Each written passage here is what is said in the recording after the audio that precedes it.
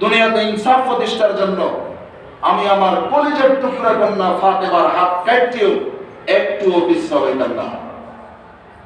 ভাই চিন্তা করছেন, এই হলো শাসক, ইনসাফ।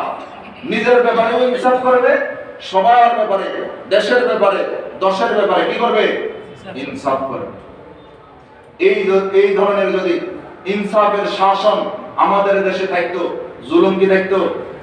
জুলুম থাকতো। ইনসাফের বিপরীত হলো জুলুম। ইনসাফের বিপরীত কি? জুলুম। ইনসাফ না থাকার কারণে ক্রমে ক্রমে জুলুম বাড়ে। আজকে যদি ইনসাফ থাকতো, জুলুম থাকতো না। ইনসাফ থাকলে জুলুম থাকতো? জুলুম থাকতো না। ভাই ও দোস্ত বুজুর্গ, এই জন্য ইনসাফটা, যে ইনসাফের উপর আমল করে, ইনসাফের উপরে চলে, ইনসাফের সাথে দেশ চালাবে, অঙ্গীকারবদ্ধ এমন একজন লোককে আপনি আমি আপনার আমার ভোটের আমানত দেব ইনশাআল্লাহ।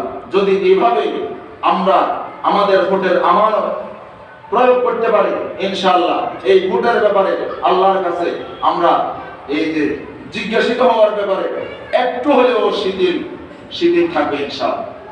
এই জন্য আল্লাহ বলেন, ইন্নাল্লাহা ইয়া'মুরুকুম আন তু'আদ্দুল আমানাতি ইলা আহলিহা।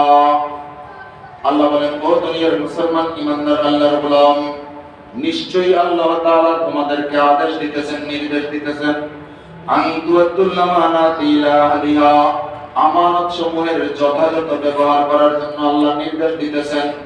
ওয়া ইযা হাকামতুম বাইনান নাসি আন তাহকুমু বিল আদল।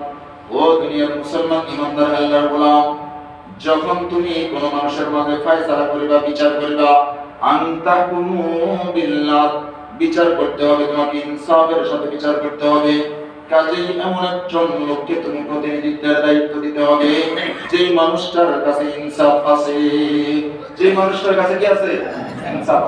হযরত ইউসুফ আলাইহিস সালাতু ওয়াস সালাম মিশরের খাদ্যমন্ত্রীর দায়িত্বে ছিলেন না? মিশরের মন্ত্রণালয়ের দায়িত্বে ছিলেন না?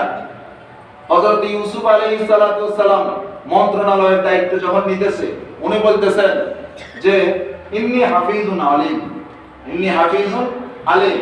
হযরত ইউসুফ ক্ষমতার মসনদ নেওয়ার আগে ওই মসনদ নিজের জন্য উপযোগী মনে করার কারণ উল্লেখ করছেন দুইটা। কয়টা? দুইটা। এক নম্বরে ইন্নী হাফিজুন, ইন্নী কি?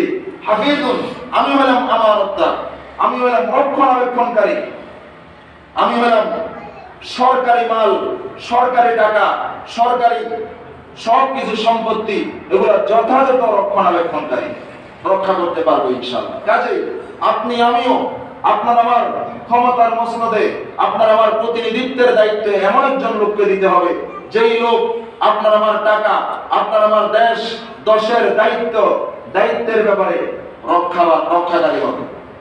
দুই নম্বর হযরত ইউসুফ বলেন, আমি হলাম আমানতদার। দুনিয়াতে যত নবী রাসূল আসছে সব নবী রাসূল আমানতদার ছিলেন। কি বলেন, কোন নবী রাসূল কি আমানতদার ছিলেন না? এখন সব নবী রাসূল কি আমানতদার। পয়গম্বর ইউসুফ বলেন, আমি হলাম আমানতদার। আমি হলাম কি? আমানতদার। উনি ওনার ক্ষমতা দখল করার জন্য, ক্ষমতা নেওয়ার জন্য দুইটা কারণ উল্লেখ করছেন।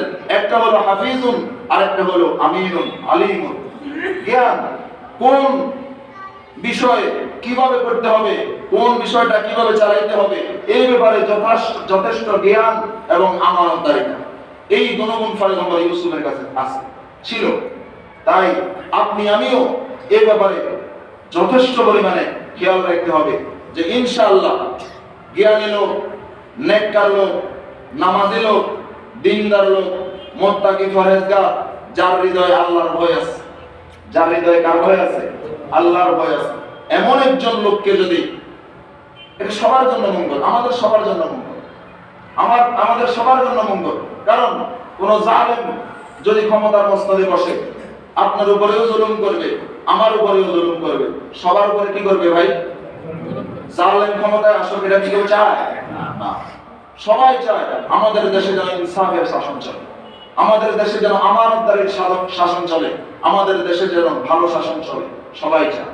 এই জন্য এই ব্যাপারে আমরা যথেষ্ট পরিমাণে কেয়ারফুল থাকতে হবে। আরেকটা কথা হলো, যে কথা না বললে নয়, তাহলে এই যে আমার ভোট আমি দেব, ইনসাফদার লোক দেখে দিব, আমার ভোট আমি দেব, আমানতদার লোক দেখে দিব, আমার ভোট আমি দেব সত্যবাদী লোক দেখে দিব, আমার ভোট আমি দেব জ্ঞানী লোক দেখে দিব, আমার ভোট আমি দেব রক্ষণাবেক্ষণকারী প্রকৃত রক্ষণাবেক্ষণকারী লোক দেখে দিব, আমার ভোট আমি দিব সত্যবাদী লোক দেখে দিব। দিব তো ইনশাআল্লাহ?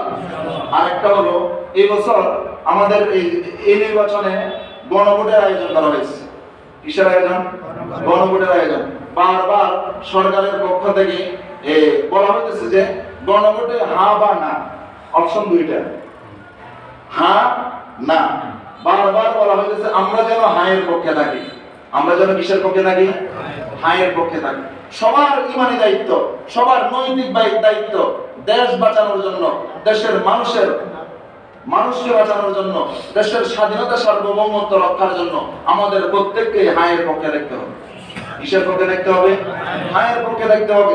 শুধু নিজে হায়ের পক্ষে দেখলে হবে না, সবাইকে বলতে হবে যে প্রত্যেকে নিজ নিজ স্থান থেকে নিজের জায়গা থেকে বলতে হবে যে হায়ের পক্ষে থাকা। কারণ হায়ের পক্ষে থাকা মানে দেশের স্বাধীনতার পক্ষে থাকা, হায়ের পক্ষে থাকা মানে স্বাধীনতা সার্বভৌমত্বের পক্ষে থাকা, হায়ের পক্ষে থাকা মানে ইনসাফের পক্ষে থাকা।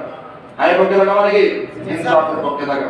মহান রব্বুল আলামিন আমাদের প্রত্যেককে, এখনো সময় আছে, কয়জন আমরা ইস্তেখারা করব, ইস্তেখারা করব। এমন অনেক ভাই আছে আমাকে বলছে হুজুর কাকে ভোট দিব সিদ্ধান্ত নিতে পারতেছে, কাকে ভোট দিব। আসলে মানুষ স্বাধীনতার পর থেকেই মানুষ অনেকবার জুলুমের শিকার হয়েছে। এই জন্য অনেক ভাই আছে যারা সিদ্ধান্ত নিতে পারতেছে। তাদের উদ্দেশ্যে বলবো আমরা ইস্তেখারা করব, আমরা ইস্তেখারা করব। 2 রাকাত নামাজ পড়ে আল্লাহর কাছে দোয়া করব, শুইব, উত্তর দিকে ফিরে শুইব, শুইয়া চোখ বন্ধ করে আল্লাহর কাছে দোয়া করব, আল্লাহ এমন একজন লোক, অনেক তো প্রার্থী আছে, কারে ভোট দিলে দেশ ও জাতির মঙ্গল হবে, আপনি আমাকে সঠিক সিদ্ধান্ত নেওয়ার তৌফিক দান করুন। আল্লাহর কাছে দোয়া করব। দেখবেন 1 দিন 2 দিন 3 দিন 4 দিন 5 দিন হাদিসের ভিতরে আসছে কোন ব্যক্তি যদি ইস্তেখারা করে, প্রথম দিন ইস্তেখারা করলো, স্বপ্নের মধ্যে হলেও সিদ্ধান্ত নিতে পারবে সে যে অমুককে ভোট দিব। প্রথম দিন পারে নাই, দ্বিতীয় দিন পারবে, দ্বিতীয় দিন পারে নাই, তৃতীয় দিন পারবে, একেবারে লাস্ট 7 নাম্বার দিন অবশ্যই সে পারবে। তাহলে আজকে হলো শুক্রবার, শুক্র শনি রবি সোম মঙ্গল বুধ বৃহস্পতি, কয় দিন আছে?